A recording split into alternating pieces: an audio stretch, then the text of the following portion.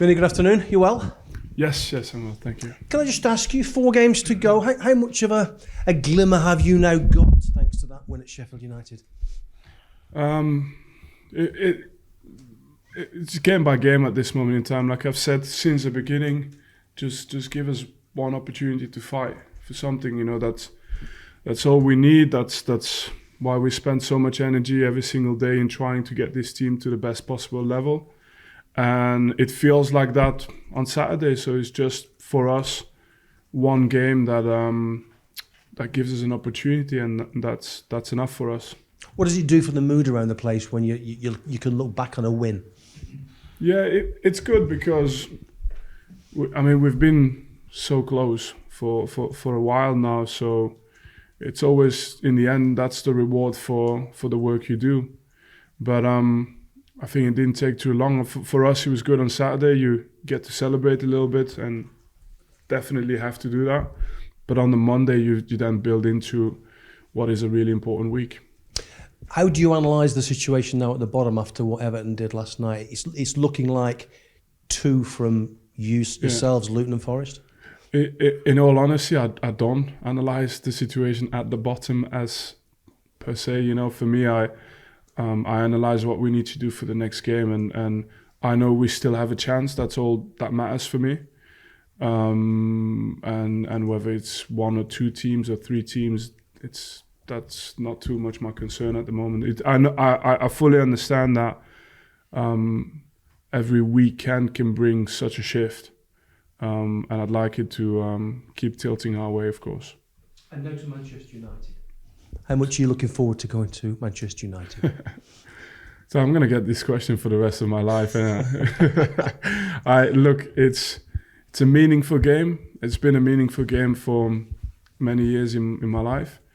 But it's really about Burnley and Burnley facing United on the day. And it's for this club that I really want to be successful there on Saturday. How much does it do for your own morale and your own confidence when you're going back to a stadium where you had so many good memories, I'm guessing, as a player? Yeah, different eras as well, different teams, different players. I get it. Like for me, just the fact that you've been there so many times, obviously as a manager, you do keep that experience that you had as a player. But it's not the case for my players, so I have to somehow transfer something into them so that they feel like this is a game that they belong to play and that they have a chance to win as well. Did you see the game last night, United against Sheffield? Yes, I did. It's my job. Some would argue it's my job. What did you think of the United display? I think I watched it in a neutral way.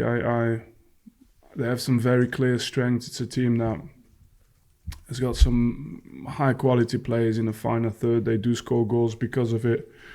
They've had struggles with injuries, so it changes a little bit the makeup of the team. But look, when you play Man United, you play a top team in this country, and I think you should appreciate the challenge, but embrace it. Like I often say, you have to embrace this challenge. How much are you encouraged by the fact that Sheffield United, who are struggling right at the bottom, still managed to go ahead twice in that game? No, it doesn't affect me too much. The game could have gone in any other way, shape or form. I try and see what we can do in the way we do things, but I have to be honest. It's been a long season with a variety of challenges. But I do feel at the start of every game with the team we have that we have a chance to do something, and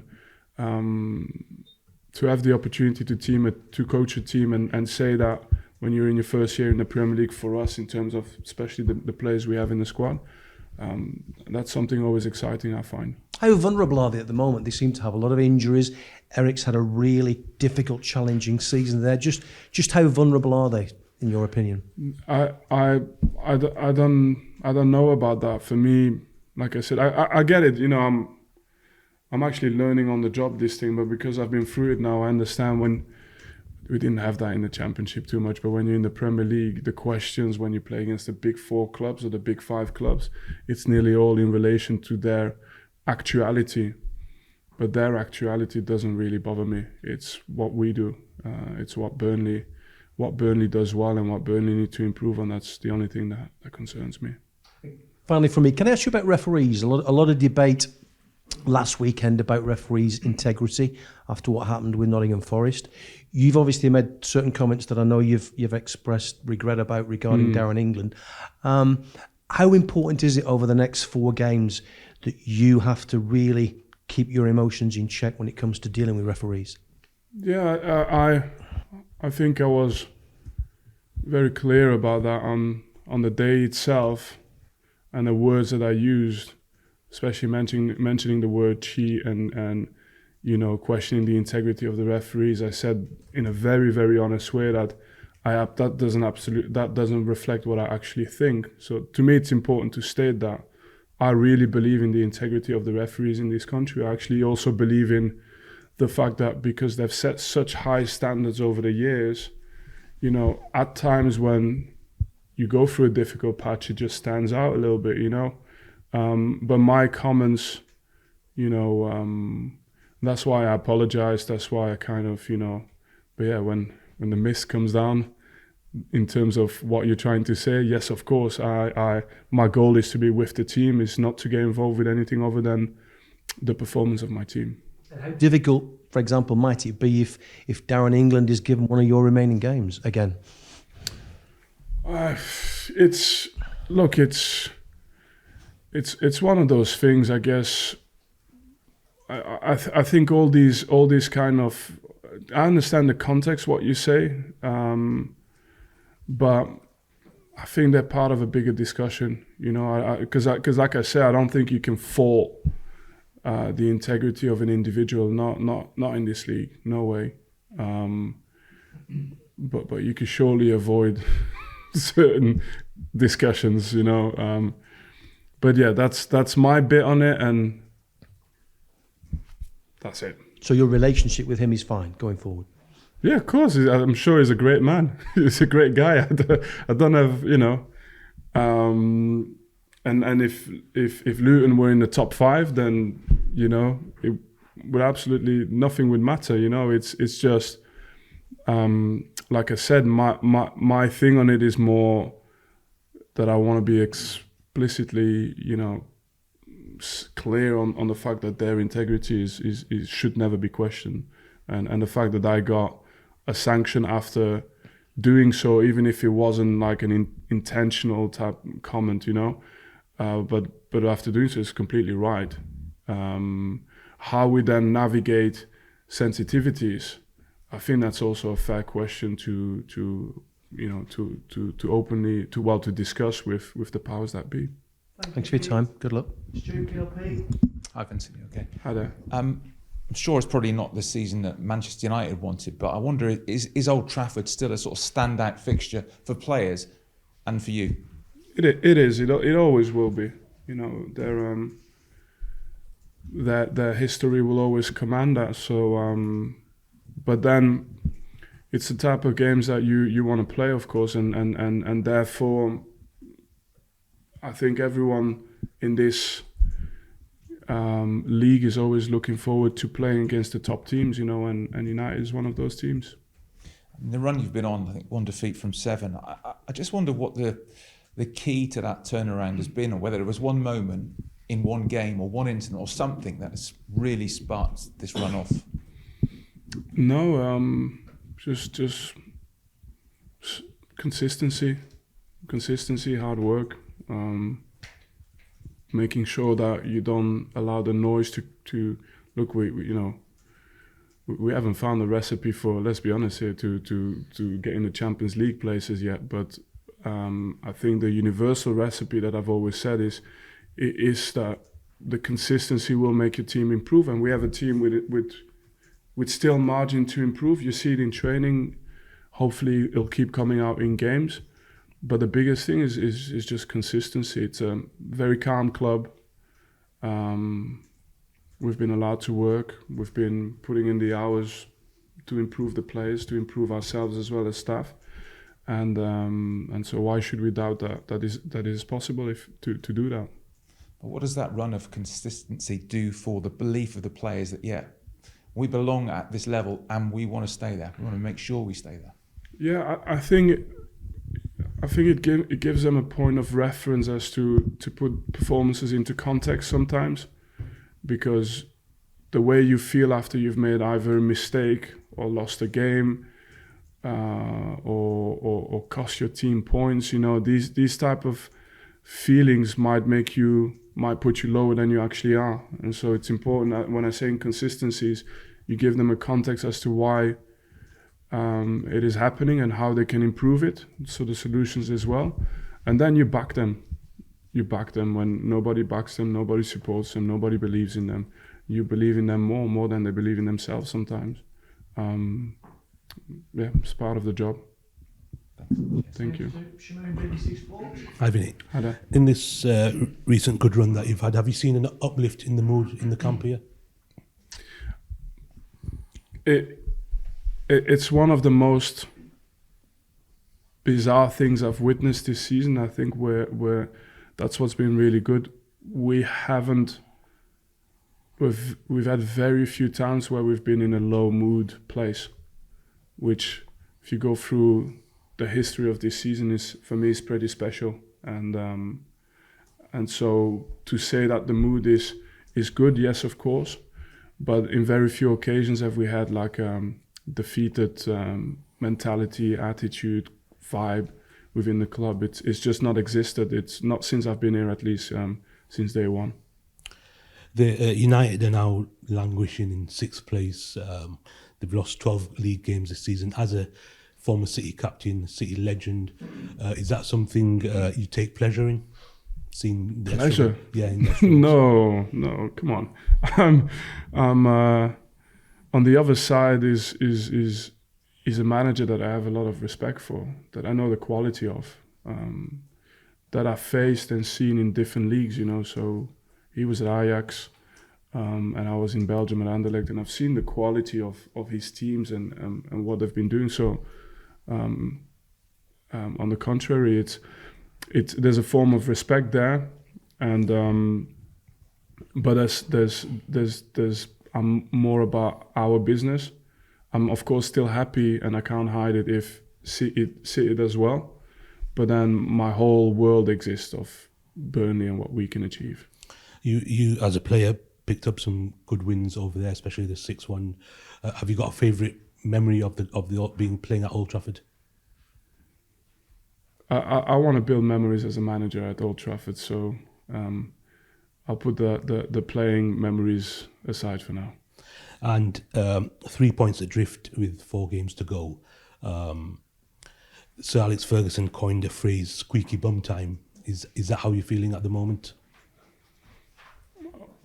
Well, I think there are people going through it, doing that and feeling that, but I think he was speaking about others than himself. And in terms of squeaky bum, you know, I can't imagine him being stressed that much in those. I think he was loving those moments, and that's been my experience as well. I think it just brings something out of people, players, individuals. You just find out so much about them. So I personally, I like it.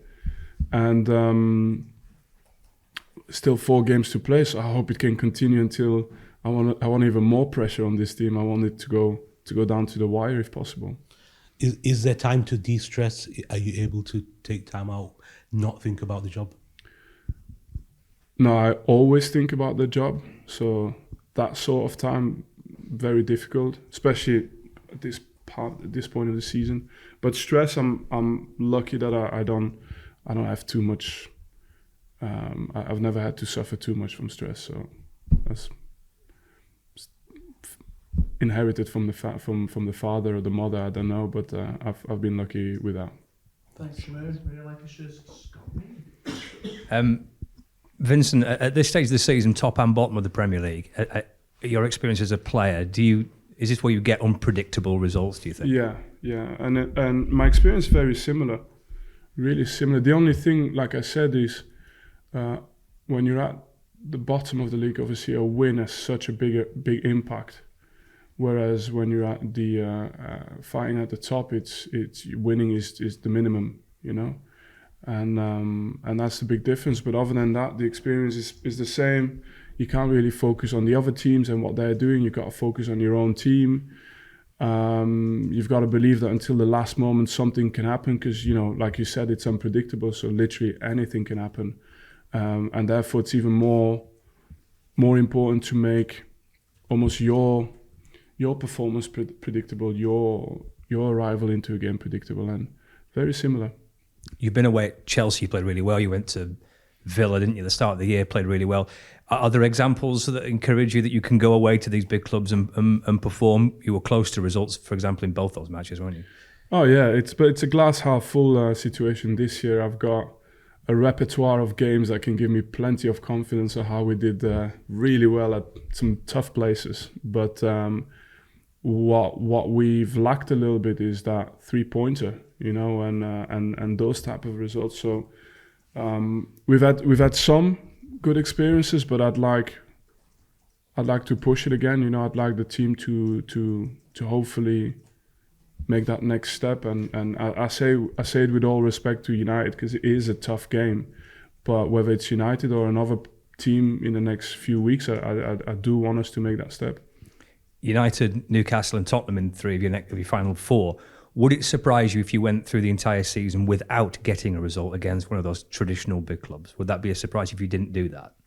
I've not even thought about it that way. My thing is there's 4 games in front of us. I believe we can get a result in every game. And you do have 1 or 2 players who have been there in the past with Burnley to Old Trafford and got results. Mm-hmm. I don't know if that is a good thing. Is that a good example to the other players, that you've got players in your squad that have been there previously and done it? Maybe.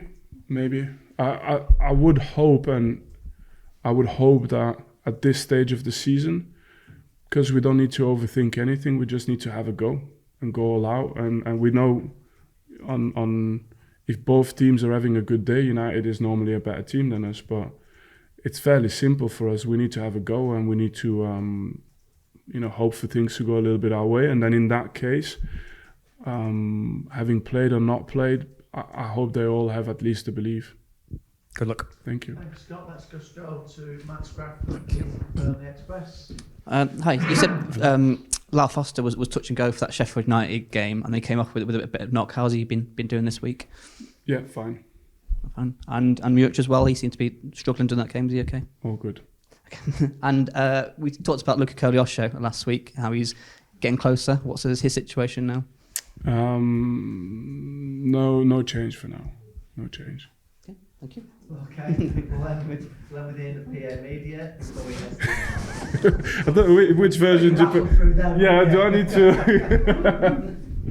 You can hold the mic for a bit longer if you want to.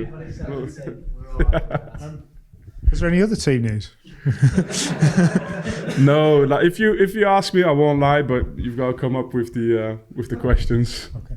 I just wanted to ask. This week, the chairman came out and dismissed speculation linking you with other clubs. Do you hope and expect to be here next season? Do you see any reason why that would change? Yeah, I never answer questions about my future. Ever. Okay. Never done in the past. Yeah. Won't do it in the future either. It's a decision I made on the very first day of my career. Okay. But how important is it to you to get that sort of public support from the chairman? I do not answer questions about my future. Let me answer about just one thing that is really important. We have 4 games. I work my socks off, every single day. I don't want to be out of this moment, what we're living now. It's too important to me. So no distractions, only Burnley. How many years have I got on my contract? 100, I think. You signed. Whatever amount of years, and no other thinking. Just try and do something special in the next few weeks if possible. Thank you. Thank you.